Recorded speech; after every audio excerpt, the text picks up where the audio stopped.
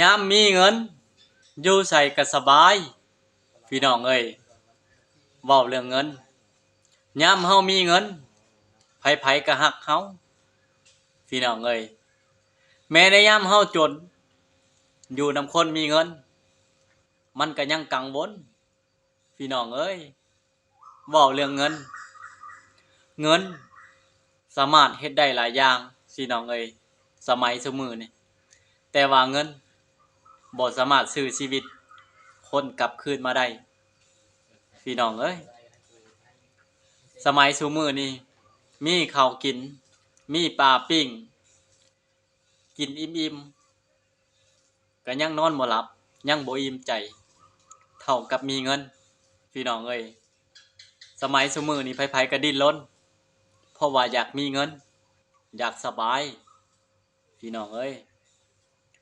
เงินทิ่มเทื่อหญ้าตายพี่น้องเอ้ย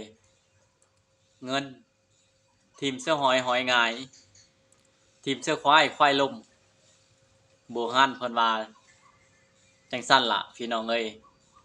ขาดเงินก็เท่ากับว่าขาดใจพี่น้องเอ้ยเนาะเฮ็ดหยังก็เงินแม้ก้าวลงไปคันใดคันหนึ่งก็ยังใช้เงินขี่รถออกจากบ้านก็ต้องมีเงินพี่น้องเอ้ย